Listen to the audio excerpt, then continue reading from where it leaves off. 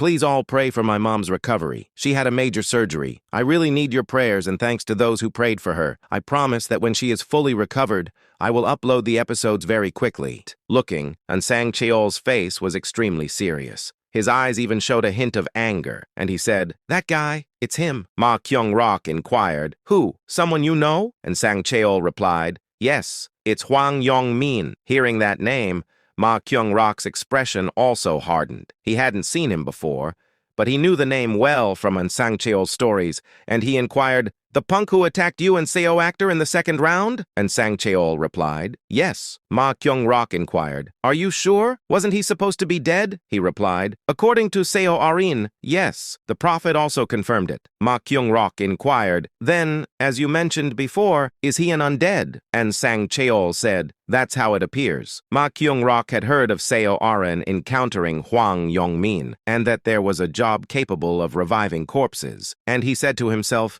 "I didn't take it seriously, but to meet him here." Ma Kyung-rok looked again, incredulous. The figure appeared fully human, clean, and normal, and Sang Cheol inquired, "Sir, could Seo Arin have lied? He looks genuinely human." Ma Kyung-rok said, "I don't know.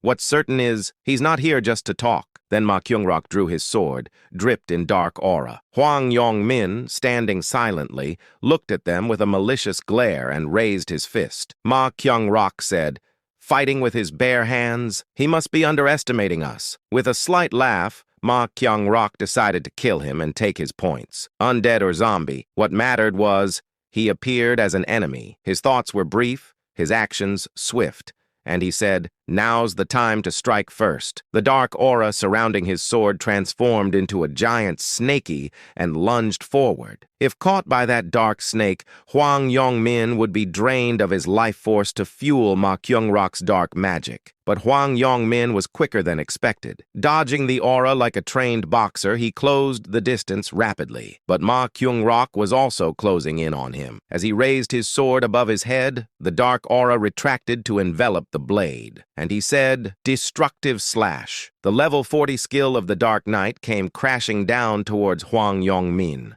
The timing and angle were perfect.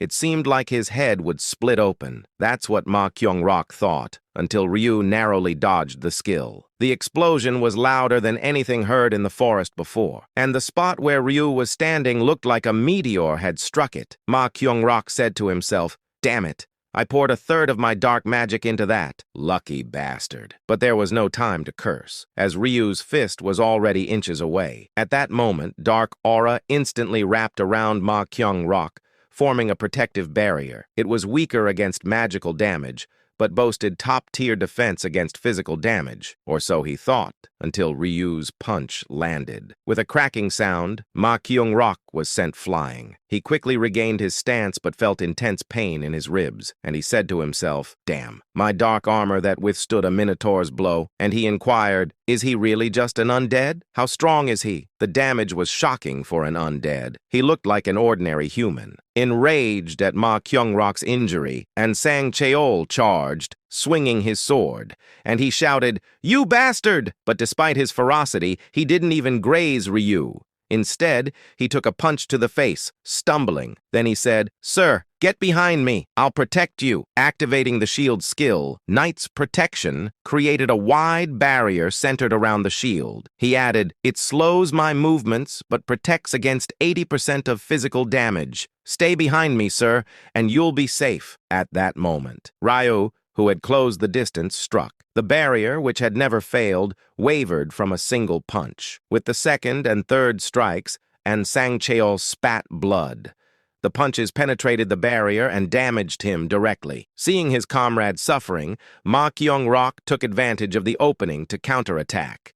He used half of his remaining dark magic. He timed it perfectly as Ryu was pounding the shield. It was a guaranteed hit, but Ryu dodged even that. His reflexes were astounding. Missing was unfortunate, but Ma Kyung-rok had anticipated such a scenario, and he said, "Devour him." At that moment, the dark aura spread out like a snake, targeting Ryu again.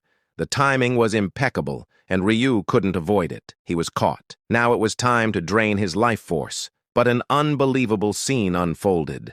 and Ma Kyung-rok inadvertently voiced his confusion out loud. What the? A perplexing situation was unfolding before him, and he inquired, "His vitality isn't being absorbed?" The dark aura that had enveloped Ryu oddly refused to stick to his body. No.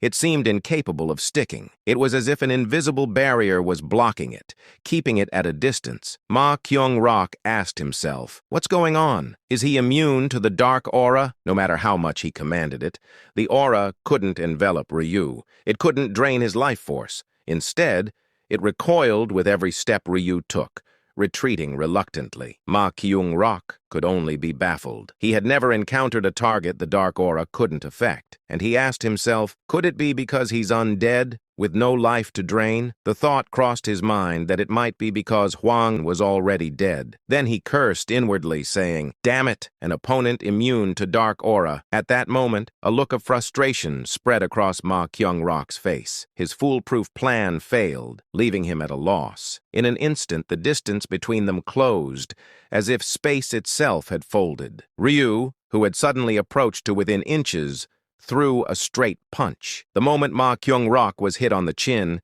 he lost consciousness and rolled 10 meters away, and Sang Cheol, whose guard had been lowered, quickly swung his sword, raising his voice. Sir! Ryu easily deflected it with his palm, and similarly knocked out Sang Cheol with a blow to the chin. Having knocked out both men, Ryu casually dusted off his hands, and he said, controlling my strength was a bit tough. He had subdued both men within a minute. It was far more difficult to subdue than to kill. Then Ryu changed his appearance to his original appearance. Ryu added, he probably intended to drain my life force with the dark aura, but that's impossible. A Grim Reaper is a higher class than a Dark Knight. Just as light is weak to darkness, there are class advantages and disadvantages among players, and there are instances where specific skills have no effect on certain classes, just like now. Ryu added, Dark Knights and Grim Reapers both deal with darkness, but in truth they are different kinds. You could say a Grim Reaper deals with a higher level of darkness. Even within darkness, there are different levels. This was why the dark aura couldn't touch Ryu. Then Ryu said to Ju Seong-tak, you can come out now. At Ryu's nod, Ju Seong-tak, who had been hiding in the forest, emerged. Ju Seong-tak inquired, is it over, Master? Ryu replied, yes, these guys will be out for at least half a day. He asked, wouldn't it be better to just kill them? At Ju Seong-tak's suggestion, Ryu glared briefly and said, if that were my intention,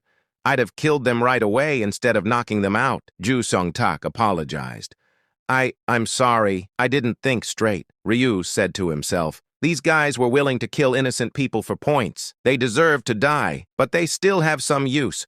To secure Christine's cooperation, we need them alive. Even though Christine had no feelings for Ma Kyung-rok, his sudden death would be a psychological blow. Ryu added, unless she's completely over Ma Kyung-rok. For now, killing Ma Kyung-rok was not part of the plan. Since he was linked to a key asset, the priest, he was a card he couldn't easily discard. And Sang Cheol was Ma Kyung-rok's right-hand man, so he had to take him along too. Then Ryu said, for now tie them to a tree. Use those dark, thin tree vines. They're tough enough that most players can't easily rip them. He said, understood. After tying them, Ryu said to himself, this should delay them enough to keep them from getting any points for quite some time. At best, they might complete the round without scoring any points. Though they won't be eliminated since it's a group mission, Ryu was confident he could keep the Korean group alive in this round.